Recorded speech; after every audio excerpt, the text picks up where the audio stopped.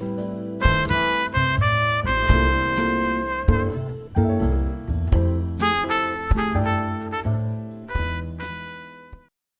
my name is Joe Jackosn. I'm a journalist, interviewer, broadcaster and podcaster. Phoebe Bridgers, while publicising her new album Punisher, said that Eric Clapton's music is extremely mediocre and that he is a famous racist. In fact, in the original lyric for Moonsong, one of the tracks on the album, she said, "We hate Eric Clapton, but it's sad that his baby died." Though those lines, she later changed to, "We hate Tears in Heaven, but it's sad that his baby died." Okay, first let me stress, I am no apologist for Clapton. I don't own even one of his albums, although as a kid I did buy Blues Breakers. But much as one might be trying to score a political point or make an impact on social media, and much as I like Phoebe Bridgers' album, it is, with all due respect to her, faintly ludicrous to say that all the man's music is mediocre. Many of Clapton's recordings with Cream and Blind Faith, and his solo albums, plus solo songs such as Tears in Heaven itself, which he alludes to during this interview, have more than withstood the sometimes merciless test of time. As for the accusation of racism, I failed miserably during this interview to push him harder on the subject, even though I did at least raise it, which may have led to the interview being ended prematurely. After all, I'd already pissed off Sam Phillips, founder of Sun Records, by asking why he abandoned black musicians after finding what he said he'd always been looking for. And yes, these are the words I use because I'd heard he did. A white boy who could sing like a nigger.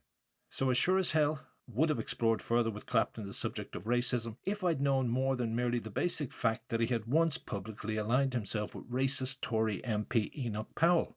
But it wasn't until I was preparing this podcast today, August 16, 2020, that I read the full transcription of Clapton's racist rant from a stage in Birmingham, England on August the 5th, 1976. He later blamed drink and drugs, but I suspect that both merely helped unleash what he really was feeling, a suspicion that is deepened by the fact that during this interview 15 years later, he sides with Powell and even says, just before the interview is ended, that he might have written songs about the subject if that didn't mean he would have to explain himself for the rest of his life.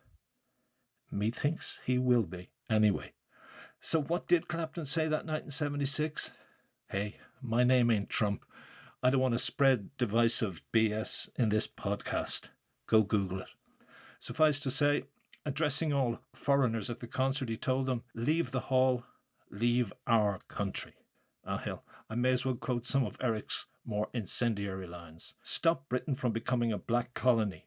The Wogs, Coons, the Arabs, and the effing Jamaicans don't belong here. This is a white country. What is happening to us?" Tears in heaven indeed. And maybe God was crying.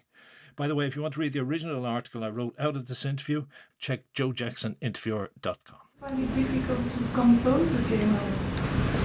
I have had a very hard... No, I don't really compose in a normal day, you know. I mean, in a normal life, let's say, I'm not a composer.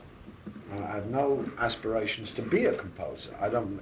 it's not something I particularly enjoy, and I've always made a point in my life to do things that give me satisfaction or enjoy. Like, then playing is what does it most of the time. So I only compose if I'm in an emotional situation. If I'm experiencing extreme happiness, extreme sadness, grief, these things, then I compose because I have to fix myself, which is why I compose. I compose always to get better, to heal myself from damage. And so at the moment, you know, I've had a very bad year, very terrible things happened, and so I'm composing.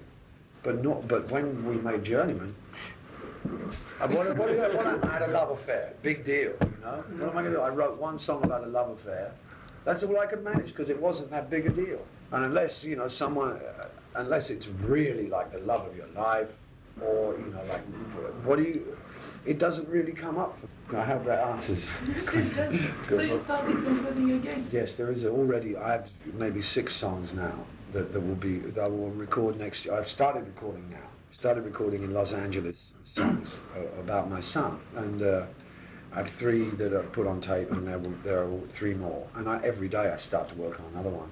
It's coming all the time, and this is because that is the way I fix myself. That is the way I recover from the disaster. Is it going to be this blues album? I don't know. I don't know, because the songs come out in their own, they have their own entity, you know? If you're writing a blues, you take, what have you got? You have a 12 bar, and all you can really write is a lyric. The music is more or less there, the same, you know, has been for all the years. But a song sometimes will take its own shape, and it may not be anything that we recognize.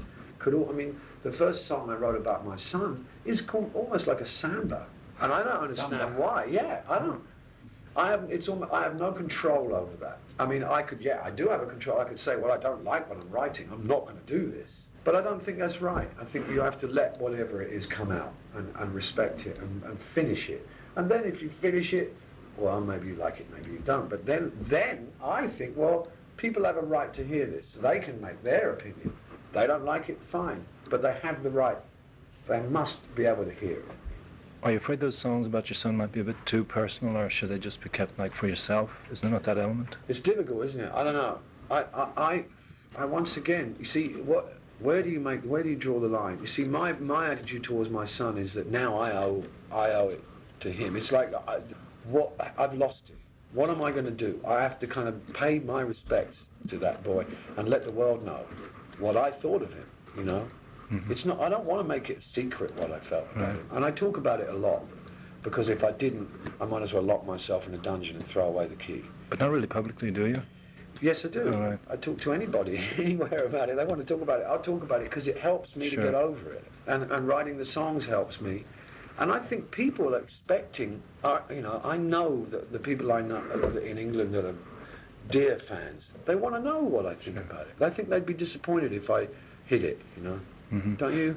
Well, I get a sense from the so-called blues side of the selection, songs like Hoodoo Man and Have You Ever Loved a Woman, they seem to burn from a point maybe deeper inside. Yeah. I don't know whether that's because it's the elemental blues or because they're written, well, the latter out of a personal heartache. Yeah. I mean, what is the force? I mean, why do they come across maybe to me as that much stronger? You know, is it the form? I think it could be. I think it's a combination again of both those things. You know, that it's because I know blues so well. It's easily accessible for my emotion. I mean, I can sink into that quickly. Whereas if I'm composing a song, as I am with my son, then I construct something, and it becomes not just the performance of it that has the quality of expression, but the construction of it. So, for instance, the way one chord moves into another chord evokes the sadness as much as the way I sing it. Do you know what I'm saying? Whereas in a blues, it's actually the way you perform it that makes the difference, because you can have two different blues singers singing the same song, and one has the force and the other one doesn't. But a song in itself can have all those qualities no matter who sings it. You know, Georgia on My Mind. Yeah. Anyone could sing that song and it still makes you feel great. It makes you feel sad or whatever. So that's what I try to do when I'm composing, is give the emotion to the structure of the song. How much do you elaborate on? You said it was coming more or less spontaneously when you... After what happened to you, I mean, Stevie Ray, your son, your manager, did you have a feeling, a mystical point of view, that's it, you know, this devil's music is a dark force? Did I go too far or something? Yeah, no.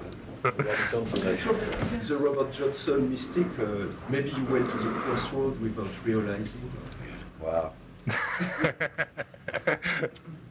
I think that's a great little fantasy for young people. When you experience death, you see that you have no control over it, and whatever you think and whatever you construct as a theory about why things happen is nonsense, because no one can really know which one of us in this room will be here tomorrow, you know, and what reason there will be for why he is gone, you know. And I learned that from my son, you know, because there's no explanation. If I would want one, then I can fabricate the most awful guilt for myself. That, you know, I must have done something in my karma so bad to deserve this. But what would I get, you know? What would I get? And what would I experience? Self-pity and indulgence, you know? And sickness, really, in the end, I think. You know, spiritual and mental sickness as a result. So, to be philosophical about it, I think we just have to say, I don't understand. And to be honest, I don't understand. Because Stevie Ray was 3 years sober. He was living a great, honest life and being a fantastic human being. So he didn't do, I mean, there was no reason, there was no reason. And he was up the ladder very high musically. There was no one near him. And the only thing I did come close to thinking was, well, maybe it was time for him to go because he couldn't get any better. But that's very selfish thinking too. How do I know? How the hell do I know how much good he could have got even better and better and better and better? So I don't think it's ever very wise to make a summation of why these things happen. Would you ever know why it didn't happen to you though? Because like two of the musicians who played on Layla are dead. Yeah. Do you ever step back or looking at Janis or Morrison and say, why am I blessed? Yeah. Why am I blessed? Yeah. Because then I haven't, obviously, there is a reason. There is a reason that I'm not really supposed to. I don't think I'm supposed to know. And if I was even given an inkling of that, I'd probably go insane. If we want to know the truth, if we're going to see everything, your mind would fry. So the simple way of me looking at it is that I've got a responsibility and to express my gratitude for still being alive after everything that I've experienced. And that the best way I can do that is by making music and by doing my best to make it accessible to people that enjoy it. Do you believe though in a God force apart from you being God? I know, we know that one. Well, you may know it. I'm not so sure I do, but I do believe. Yeah, I do believe in a higher power. Yeah. And that has helped you through? All the time, every day. For 10, 15 years, for how long? Really, as a positive, practical way of living. I think I only just started praying really 4 years ago, just in terms of, well, what do I do at the end of the day? I go down on my knees and I say, thank you for the great things that happened. But I don't know who I'm talking to. I don't go to church. It's not like inside a building or anything. It's just something I do because I don't know any other way to do it. But it works for me. It works for me.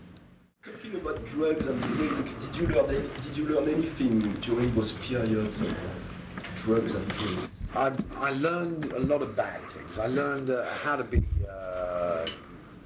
unreliable.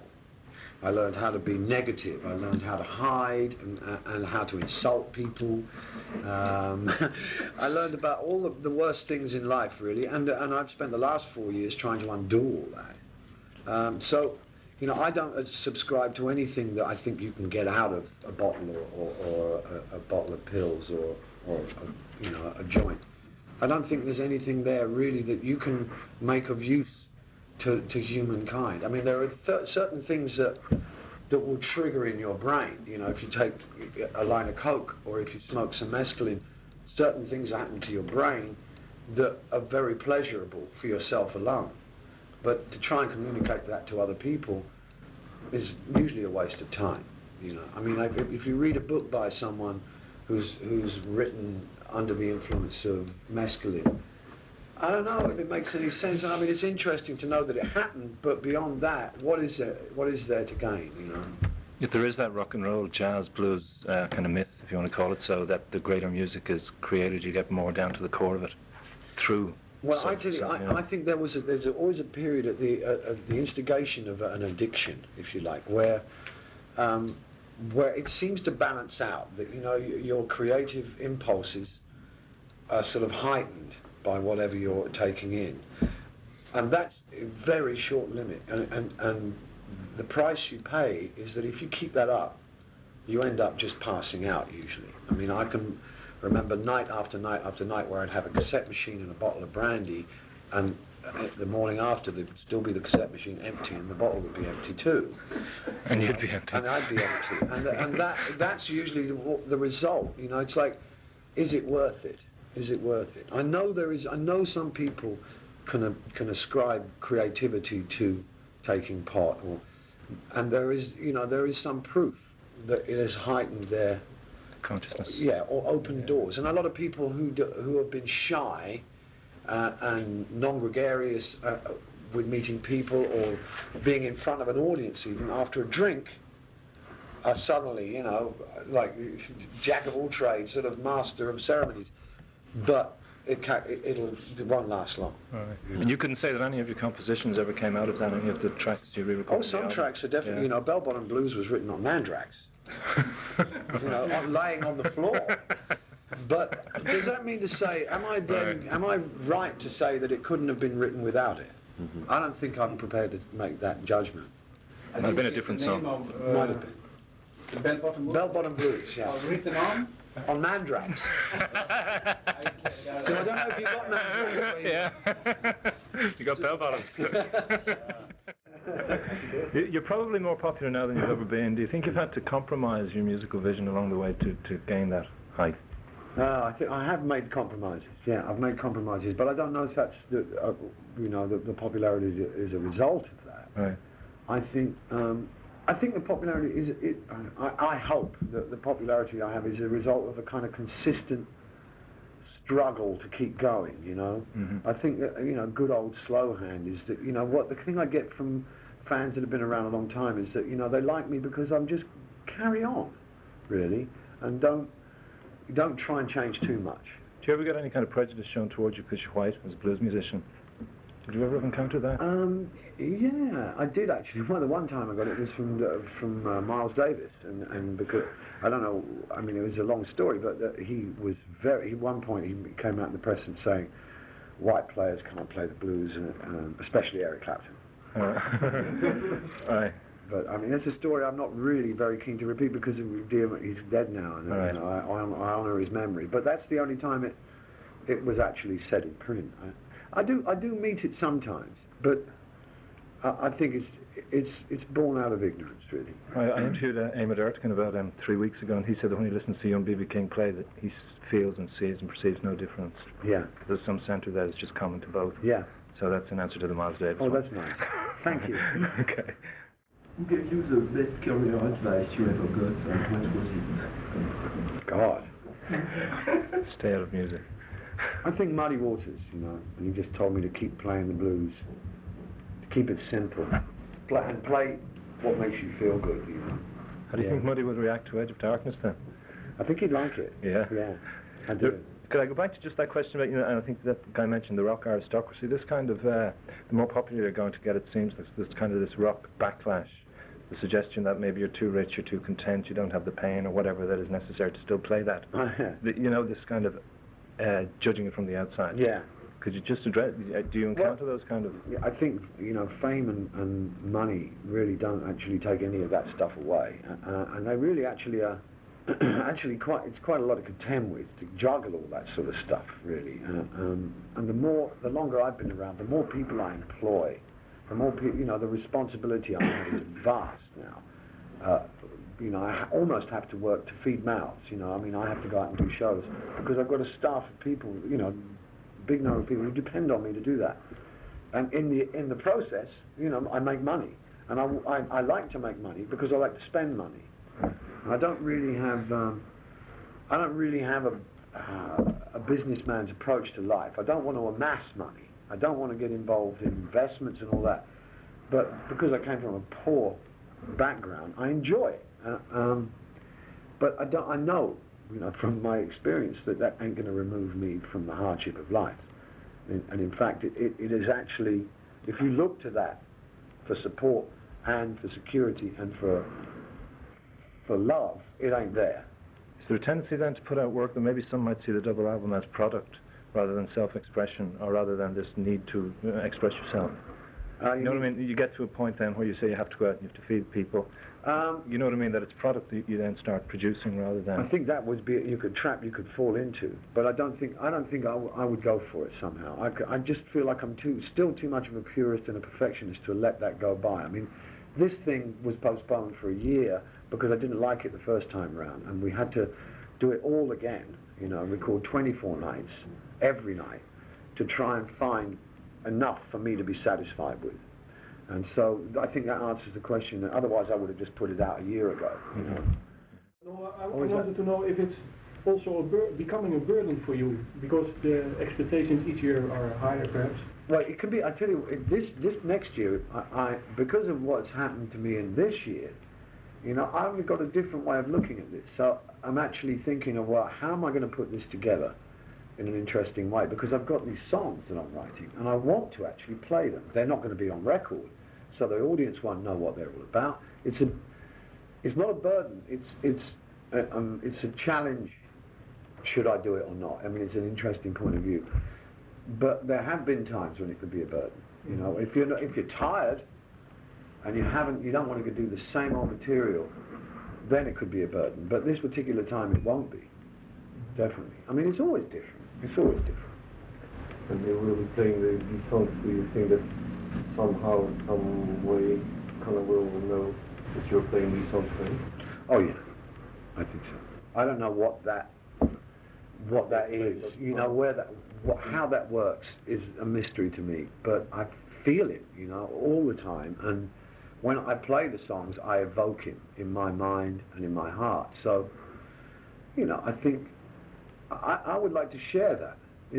That's the reason for me doing this. I mean, and it'll be the reason for me putting it out on record, is that I want to share it. Yeah. Might you make the work? Sorry, might you make the, in that kind of context, continuing that, might there be a tendency to psychologically or emotionally make the work too much, expect everything back from it as a kind of reaction against the tragedy? You know, you focus yourself fully on. I tell you, that's going to be disaster. I mean, the thing I found this when I made a tape of the 3 songs in LA, of the 3 songs that I'd written, and it was disastrous in a way, because it meant they were finished with, and I wasn't going to have to play them anymore. And it was like, now I've got a void. You know, right. It's like if I make an album of these things and I put it away, what do I do? Oh, it's like really letting go of something. Very, very. I mean, it's letting go of him. It is what it is. Yeah. Yeah. Yeah. It's very, very frightening. But you write more, no doubt. I mean, if the I hope so. I hope so. I hope so. And maybe I'll just go have a little period of reflection to see what's going to happen next. Because it's not always good just to fill yourself up just for the sake of it. Mm-hmm. So I don't know how I'll treat that. Aren't you afraid that somehow there will be a point that you don't want to be remembered for this period? I think time deals with that on its own. I think time deals with that. I think I consciously remember the dates, you know, and I go to the grave when I'm in England every Thursday on the day we buried him, etc. But time will take care of that, and I have no control over that. There may be a time when it'll just all fade, slip. You know, maybe in 10 years' time I'll have a family, but it's never going to be gone. Never completely. Has the music helped you rise above other heartaches, be it, you know, the loss of the marriage or... Yeah, always. It's the best medicine there is. If you were to do a healer album, what musicians, living or dead, would you choose? Why? The same as him. Yeah, Bonnie Raitt and Robert Cray, all of those, yeah. Right. Jeff Beck, yeah. Great. Yeah. Cliff a break. You have this indebtedness to black musicians, going back to listening to Bill Brunsey records. Do you think any blacks might have felt you were slapping them in the face when you publicly supported Enoch Powell? Yes, and that's it. Yeah, I suppose they did. But you know what? I still stick to what I said about that, because you know there was a great irresponsibility in the immigration laws, in that they were just letting people come in without them knowing in advance that there was no work. Right. You know, I mean, the people coming in from I was in Jamaica around that time watching TV, seeing, you know, like, come to England, you know, and these pictures were like double-decker buses in Piccadilly, and like this is the life. And whole families were going to England to find abject poverty and complete disaster. And I thought that was wrong. And it wasn't. It couldn't be racially prejudiced, my opinion. It's just that Enoch was the only one who was saying anything, albeit it was a little bit slanted to the right. But he was the only one that was pointing out that there was something amiss with this system, you know, because he predicted that there would be racial violence if they didn't do something about the immigration law. But you didn't want it to be seen as an anti-black position on the widest spectrum. No, it wasn't. I mean, it wasn't. It couldn't be. You know, It couldn't be. I mean, I suppose it was misconstrued by people that will always misconstrue it, you know. Mm-hmm. But my point was that he had, you know, he was right, and that there was, you know, it was wrong to let everybody come in from all over the world, because there's no room, you know. And what happens, you know, it's like unbelievable unemployment and you know, and housing problems, because... Why don't you write about those things in your songs? Would they not be a source of inspiration? Because I get into more trouble. And you know, I'd spend most of my fucking life at press conferences denying it all. Good way, Dan. Thank you. Thanks a lot. Hi, Joe Jackson here again. Thank you for listening to this highly edited version of the 1 hour I spent in the company of Eric Clapton in 1991. As I said, if you want to read the full text of the interview, check out joejaksoninterviewer.com.